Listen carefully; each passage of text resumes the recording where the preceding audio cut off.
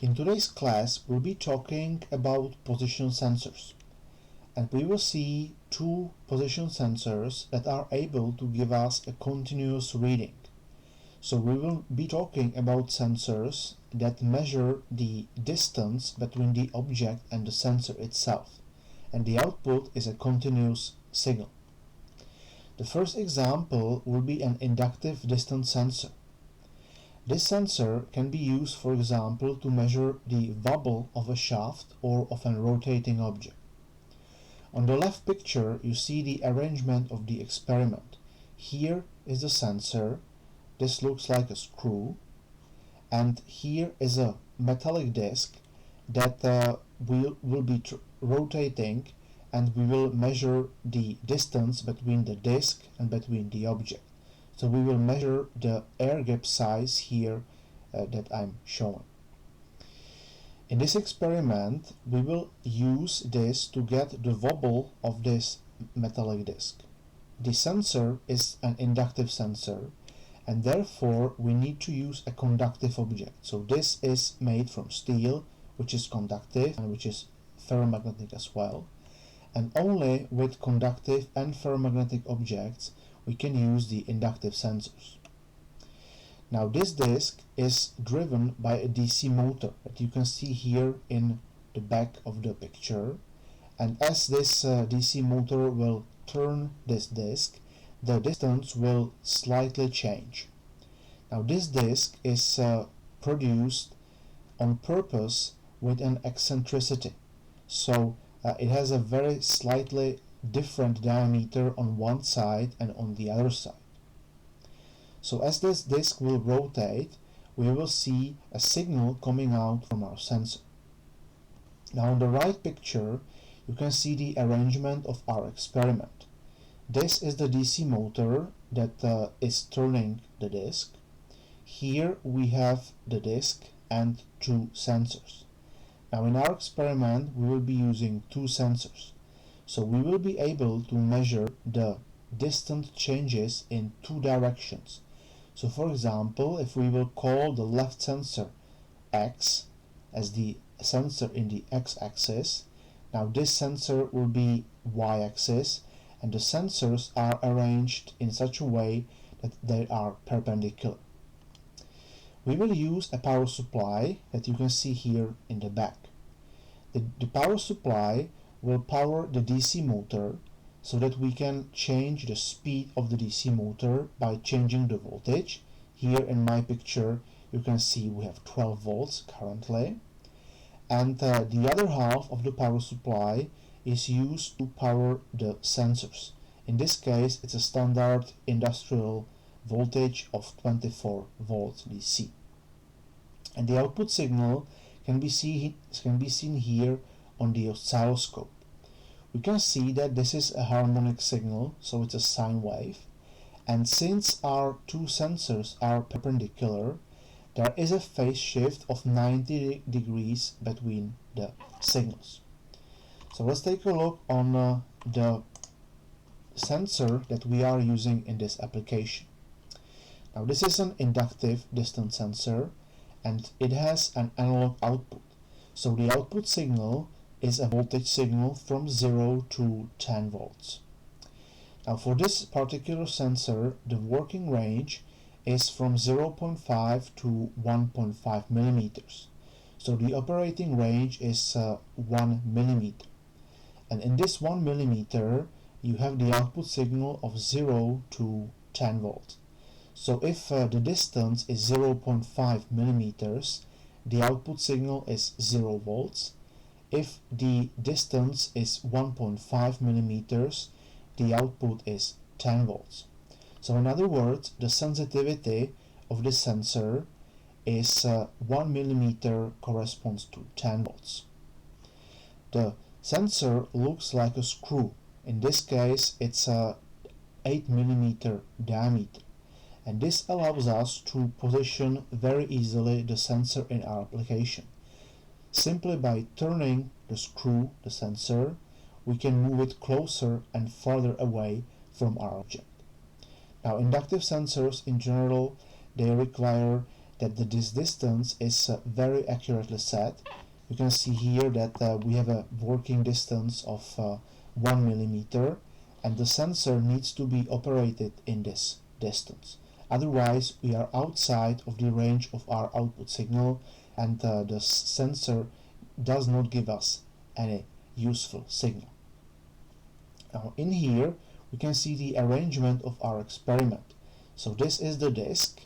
Here we have the DC motor that is powered by 1/2 of the power supply by 12 volts, and if we change the voltage on this DC motor, this will change the speed of our shaft. Here we have one sensor that is going with the signal to the oscilloscope, and the second signal, here you can see it's a perpendicular orientation. So in this arrangement we have the second sensor, and this also goes to the second channel of our oscilloscope. Now in the oscilloscope we will see a harmonic signal. So this is going to be a sine wave, and we will read from this signal the peak-to-peak voltage. So for example, in here you have such an example. So if I have a minimal distance, minimal voltage, this corresponds to the minimal distance between the sensor and between our disk. And if we have the peak here, the maximum voltage, this corresponds to some maximal distance between the sensor and between the disk. So by reading the peak-to-peak value of my voltage, I can simply calculate what is the wobble, what is the distance change that I measure here, because I can use the sensitivity to calculate the distance. So for example, if the peak-to-peak voltage would be 1 volt, then from the sensitivity of my output signal I can find out that this distance, this 1 volt, would correspond to 0.1 millimeter. And we will get the data, and your task will be to find out what is the wobble in both directions, and if there is some dependence of the amplitude on the speed of the DC motor. Now in this video you can see me turning manually the shaft of the DC motor, and you can see that the distance between the sensor and the disk is changing slightly, and this is the wobble that we want to measure in our experiment. Let us now take a look on an example application where you can find such a sensor. In this picture you can see a sensor that is used to measure the speed of a compressor wheel in a turbocharger.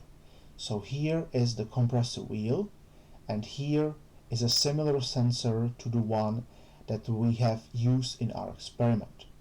Now the sensor that you see on this picture is useful only if you want to measure speed. So it basically counts the blades on the compressor wheel. But if you would use a similar sensor to the one that we have, you could install it so that it measures the shaft distance, and this is how this sensor is used in real applications. So similar inductive sensors can be used to measure the distance if the sensor has an analog output, or if it is a proximity sensor, it can be used to measure speed as well. The second experiment that we will see today on video is with a linear incremental encoder. So in this experiment we will use a position sensor to measure a tilt on a platform of a 3D printer. The printer is shown on this picture on the left.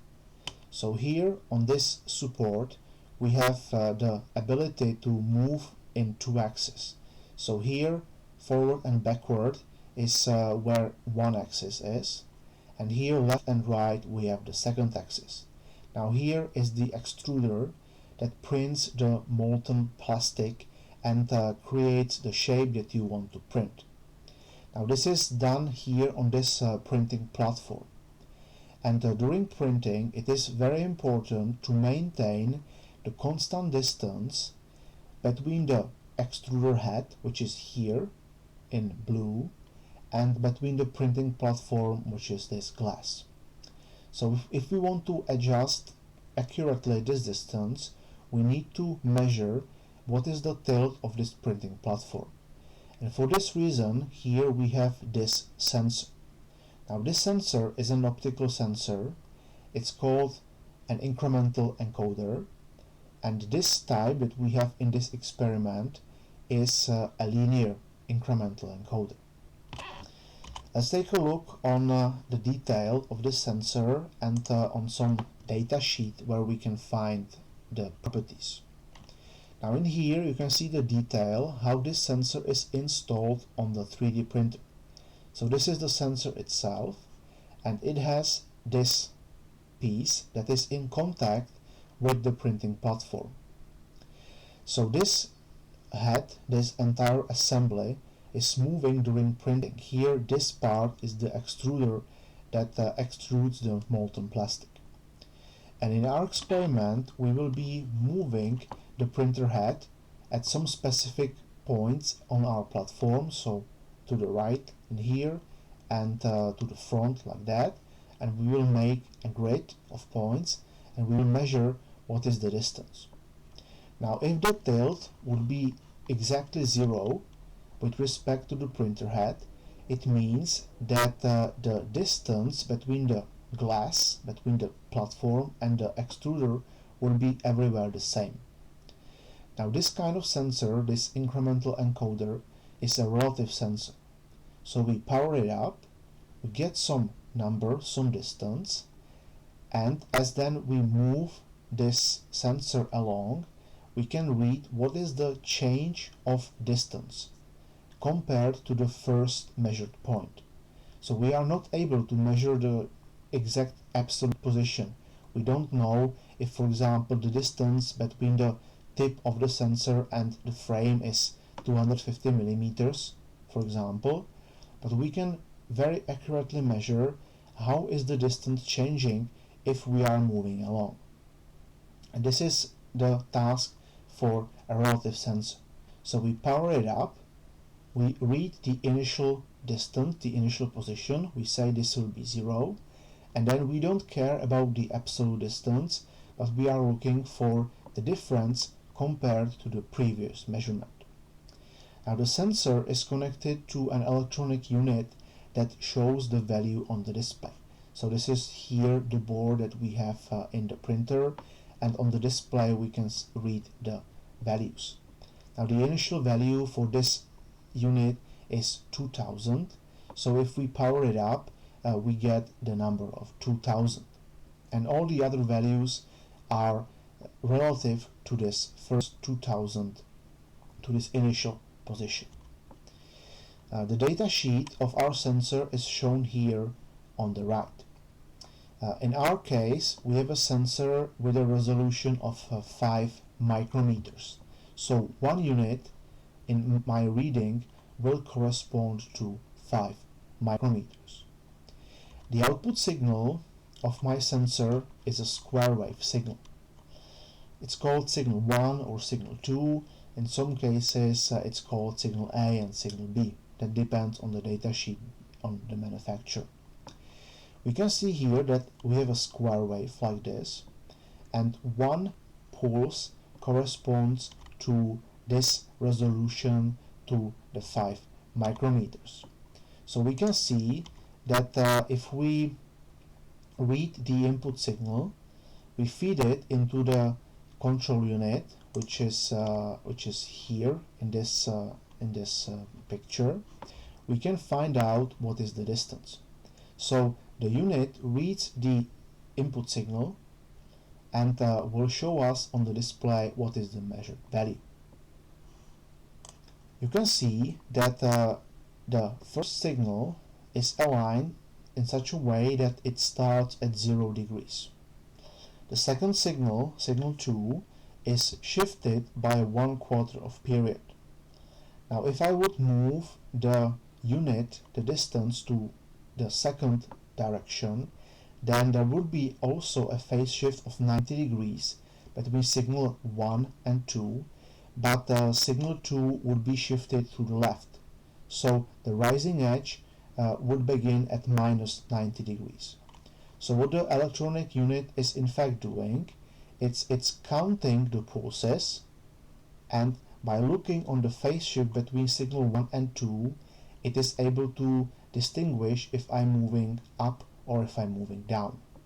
So with this IRC, I can measure the position, but I could measure also the speed if I count the signal frequency on one signal.